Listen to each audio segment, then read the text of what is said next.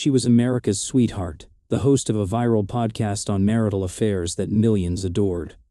I was the loving husband who built her studio and cheered her on. But when a mysterious $87,000 charge appeared on our account, I began a secret financial crime investigation that uncovered a horrifying truth. Her podcast wasn't just a show, it was a playbook, and I was her final victim. How do you expose a liar who's an expert on lying? You use her own show to do it. The final twist is unmissable. If you enjoyed this video or found it helpful, go ahead and give it a like. It really helps me out. And if you haven't already, hit that subscribe button so you don't miss any future videos. Thanks a bunch. The phone call that blew up my life came on a rainy Tuesday morning in Portland, Oregon. I was in my home office, looking out at the glistening, impossibly green backyard, feeling a deep sense of peace. I'm an architect, and this house was my masterpiece, a physical manifestation of the stable, beautiful life I had built with my wife, Ava. Then my phone rang, a number from our bank's fraud department. Mr. Hayes? This is Sharon from United Mutual. We're calling to verify a wire transfer flagged on your joint account this morning. Eni smiled, leaning back in my chair. Sure, Sharon. Let me guess, my wife bought another vintage microphone. What's the damage this time? Ava was the host of Anatomy of a Lie, a podcast about infidelity that had become a cultural phenomenon. She was brilliant, empathetic, and had a voice that could make you trust her with your darkest secrets. I was her biggest supporter, the one who'd converted our basement into a professional-grade studio for her. Sir, Sharon said, her tone professionally flat. The transfer was for $87,000, wired to an offshore account in Belize. The serene image of my backyard blurred. $87,000. The number felt alien, impossible. It was the bulk of our liquid savings, the money we were setting aside for a future, for kids, for the life we'd mapped out together. That can't be right, I stammered, my heart starting a low, heavy drumbeat against my ribs. An offshore account? There has to be a mistake. The transfer was authenticated via two-factor confirmation sent to your wife's cell phone at 3:14 a.m. Sharon continued, her voice an unfeeling stream of data.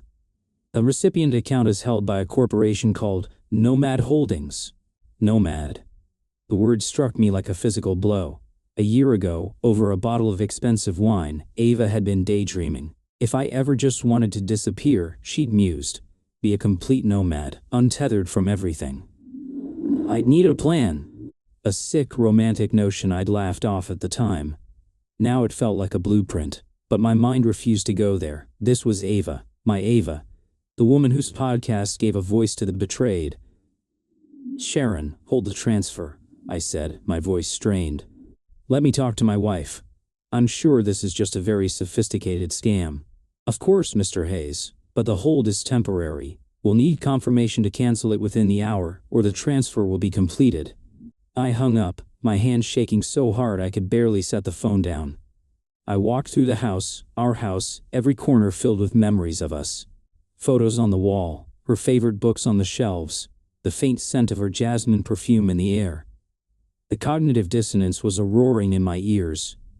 How could the woman who lived here, the woman who dissected betrayal for a living, be capable of this? I found her in the studio, headphones on, her eyes closed in concentration as she edited her next episode. The soft glow of the monitor illuminated her face, making her look angelic, thoughtful, a champion of the truth. I gently touched her shoulder. She started pulling off her headphones with a bright, easy smile. Leo, you scared me? What's up? You look like you've seen a ghost. I couldn't find the right words. The accusation felt like a betrayal in itself. I just held out my phone, showing her the call log from the bank. The bank just called. About an $87,000 wire transfer to Belize. I watched her face, a detective searching for a crack in the facade. There was nothing, just a flicker of confusion, then wide-eyed, innocent shock. What? Oh my God, Leo, did we get hacked? She grabbed the phone, her expression shifting to one of pure, believable outrage. This was the critical moment, the fork in the road of my reality. In one world, my wife was a victim alongside me. In the other, she was a performer, and this was her opening night. Desperate for solid ground, my heart chose to believe her. That's what I thought, I said, a wave of relief so powerful it almost made me dizzy. The company was called Nomad Holdings. She let out a sharp, disbelieving laugh. Nomad? You're kidding. That stupid name I made up? Someone is trying to mess with us. This is terrifying. She was already dialing the bank, her voice a perfect blend of command and distress. Yes, I need to report a major security breach on my account. My husband and I are the victims of a significant fraudulent transfer. I listened to her, my brilliant, capable wife taking charge. She used phrases from her own podcast. A violation of trust, a compromised digital life, a calculated attack. She was performing, and I was her captive audience of one.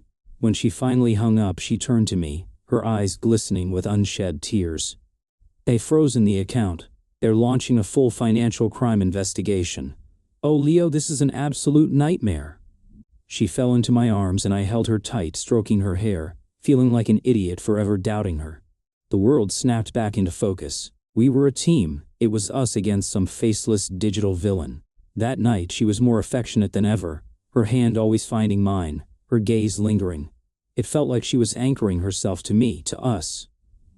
We didn't talk about the money. We talked about our future, reaffirming our plans, our dreams. It was a deliberate act of defiance against the chaos, and it worked. I went to bed feeling secure, but the next morning a nagging detail returned. The two-factor authentication. Sharon at the bank had been clear. It was sent to Ava's phone at 3:14 a.m. Ava had dismissed it easily. Hackers can spoof anything these days, honey. You know that from the experts I've interviewed. It made sense, and yet. On a gut impulse, I logged into our shared cloud account, the one where we backed up everything. I went to the device logs. I found Ava's phone, and I looked at the activity log for the previous night. There it was, time-stamped at 3:14 a.m., an outbound iMessage. It wasn't to a contact, it was just to a phone number. I didn't recognize it. Driven by a cold, quiet dread, I typed the number into a search engine. The first hit was a profile on a professional networking site. The name was Julian Croft. The photo showed a handsome, smirking man in a tailored suit. His title, managing partner at a private equity firm based in Miami. I'd never seen him before in my life. I was about to close the tab, feeling foolish, when I noticed the work history section. 5 years ago, Julian Croft had worked at a marketing agency in Portland. The same agency where Ava had worked right before she quit to start her podcast. My breath hitched. This couldn't be a coincidence. I scrolled through his profile, my heart pounding, and then I saw it. A single recommendation on his page from 5 years ago. A glowing review of his strategic genius and bold vision. An author of the recommendation was Ada Hayes. My carefully reconstructed reality shattered. The hacker theory, the one I had clung to like a life raft, evaporated, leaving me in the cold, dark water. This wasn't a stranger. This was someone from her past, a past she had never mentioned. I started digging, no longer a husband, but an archaeologist of my own life. I scoured our financial records, our phone bills, looking for anything out of place, and I found them. Little things. A subscription to a secure, encrypted email service. Payments to a private web hosting company, different from the one that hosted her public podcast. Small, untraceable drops of poison in the well of our shared life. The cognitive dissonance was a physical force, pressing on my chest. I could hear Ava in her studio, practicing her lines for an ad read. Her voice a warm, trustworthy river of sound. That was my wife, the woman I adored. But on my screen was a ghost, a secret architect moving money and messages in the shadows. The two of us could not exist in the same space, yet here they were, under my roof. I needed undeniable proof. I needed to hear it from her. That night, after she fell asleep, her breathing deep and even beside me, I slipped out of bed and went to the studio. The room, my gift to her, felt alien and menacing. The microphones seemed like interrogation devices. The soundproofing felt like it was there to keep secrets in, not sound out. Her work laptop was password protected. The hint was our place. I typed in the name of the little Italian restaurant where we'd had our first date. Access granted. A wave of nausea washed over me. The betrayal was so intimate. She was using a symbol of our beginning as the key to a world she had built to end us. I opened her file explorer. There was the folder for her public podcast. And right next to it another folder. This one was titled simply, The Narrative. It wasn't filled with scripts. It was filled with audio files, raw, unedited voice notes, an audio diary. The most recent one was from 2 nights ago, the night before the bank called. My hand was shaking so badly I could barely click the mouse. I plugged in my headphones, my blood pounding in my ears, and pressed play. Her voice filled my head. Not the polished, empathetic podcast host, but someone else entirely. Her voice was low, conspiratorial, and dripping with a chilling, triumphant glee. "The final transfer is scheduled," she began, her voice a near whisper. 87,000. It's a clean number. Enough to start over, but not so much it screams grand larceny. It just has to look like a desperate move. It has to look like his desperate move. A pause. I could hear the clink of a glass. "Leo," she said my name, and a shiver traced its way down my spine.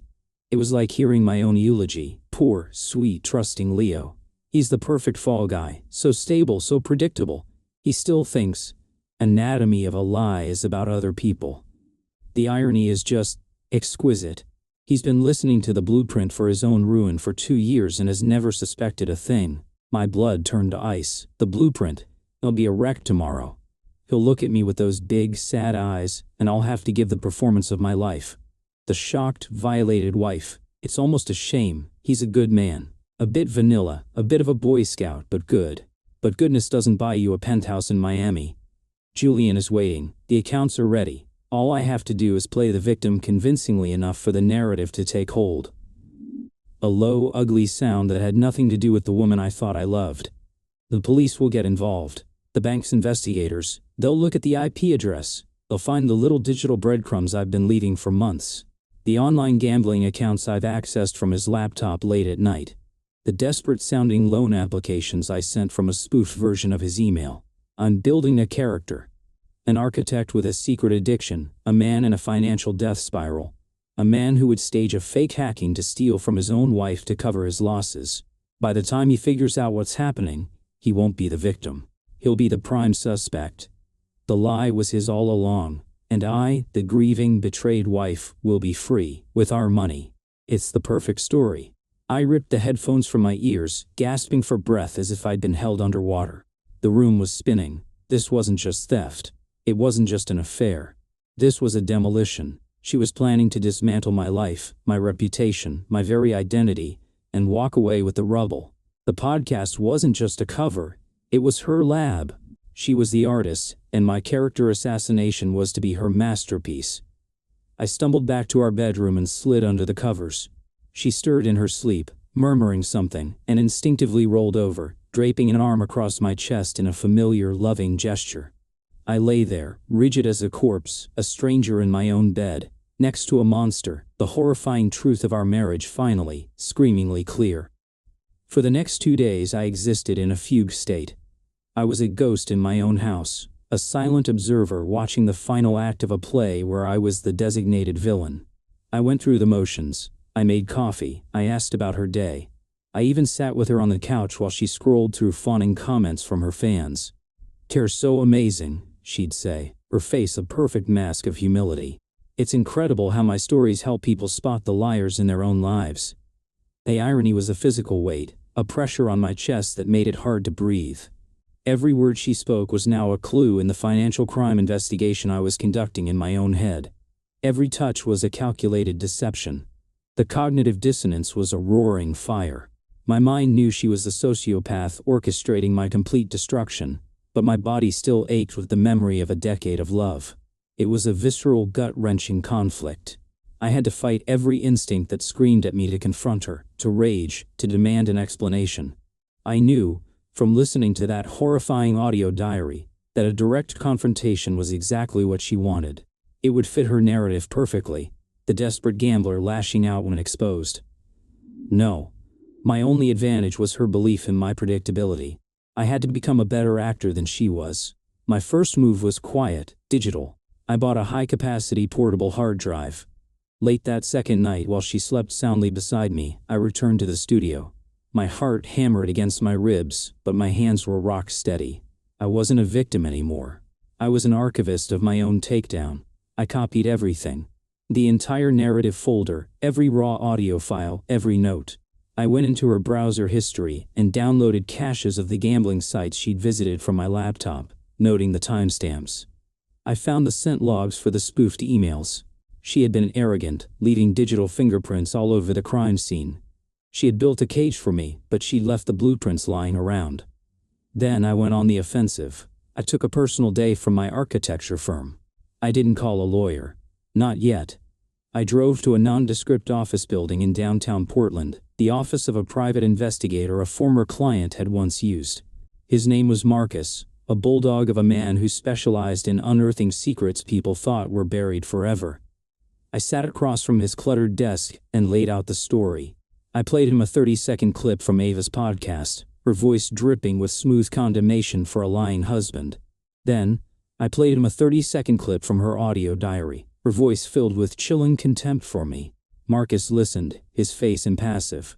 When I was done, he just nodded slowly. "If I'm a performer," he said, his voice a low gravel. "They get so high on their own story they start to believe they're above consequences. They build a public persona so virtuous that no one would ever suspect the truth." She leaned forward. "And so, she's building a case that you're a gambling addict who staged a fake hack to cover your debts. And she's got your life savings queued up to transfer to her old flame in Miami. What do you need from me, Mr. Hayes?" "I want you to burn her narrative to the ground," I said, the words tasting like ash and liberation. "I need undeniable, third-party proof. I want to know where every single dollar was intended to go. I want to know everything about Julian Croft. I want you to build a case so irrefutable that the only story left is the truth." For the next 2 weeks I lived a double life. By day I was the supportive, shell-shocked husband, fielding calls from the bank's fraud department with Ava, nodding along as she expressed her frustration with their slow investigation. But in a secret encrypted email account, Marcus was feeding me a steady stream of ammunition. He was a master. He uncovered the real purpose of Nomad Holdings. It wasn't just a receiving account, it was a vehicle to purchase assets. Specifically, a non-refundable down payment on a luxury penthouse in Miami Beach, closing in 3 weeks, and 2 one-way first-class plane tickets. They weren't just running, they were upgrading with my money. He also dug into Julian Croft. Ava's ex-lover wasn't just a partner at a firm. He had a history of manipulating investors in high-risk ventures. He was a shark who smelled blood in the water. My blood. The Pies report included photos. Photos of Ava and Julian meeting for a weekend in Seattle when she was supposedly at a podcast retreat. Seeing them together, her hand on his arm, the same intimate gesture she used with me, didn't even hurt anymore. It was just data, evidence. The final piece came from a forensic specialist Marcus hired. The man was a wizard. He recovered deleted files from Ava's cloud backup, including drafts of her narrative entries. In one, she detailed her plan for the final act, a tearful, exclusive television interview, where she would bravely share her story of being married to a man with a secret, destructive life. She had already pitched it to a major network. While all this was happening, Ava was getting bolder. Her new podcast episodes were becoming eerily specific. She did a 2-part special on the secret signs of a gambling addiction. She talked about partners who become secretive about their finances, who seem stressed and distracted, who have unexplained mood swings. She was narrating my life as she wanted it to be seen, painting me into a corner for her audience of millions. She was gaslighting me on a global scale. And then, she made her final move. She announced a special episode of Anatomy of a Lie. It was going to be her first ever live-streamed show, an intimate and raw Q&A with her fans. "I'm going to be sharing my most personal story yet," she announced on social media, with a photo of her looking brave and somber. "It's about how the deepest betrayals can come from the person sleeping next to you, and finding the strength to walk away." I knew. This was it. This was the show where she would weep on camera and allude to her husband's secret, dark addiction. She wouldn't name me, not directly. She was too clever for that. But she would lay the final brick in my public prison. The police investigation, which had been stalling for lack of evidence, would suddenly have a very compelling motive to scrutinize me. The court of public opinion would have its verdict, but I was ready. I had the Pies report. I had the real estate documents from Miami. I had the audio diary. I had the photos. I spent 3 days in a rented office space, editing it all together. I used the same software she used, the same font for the title cards, the same moody background music. I didn't narrate it with anger. I used my calmest, most factual architect's voice. I let the evidence speak for itself. It was a counter-narrative. A 20-minute documentary titled, Anatomy of a Lie, a True Story. The day of the live stream, I told Ava I had a crucial deadline at work and wouldn't be home until late.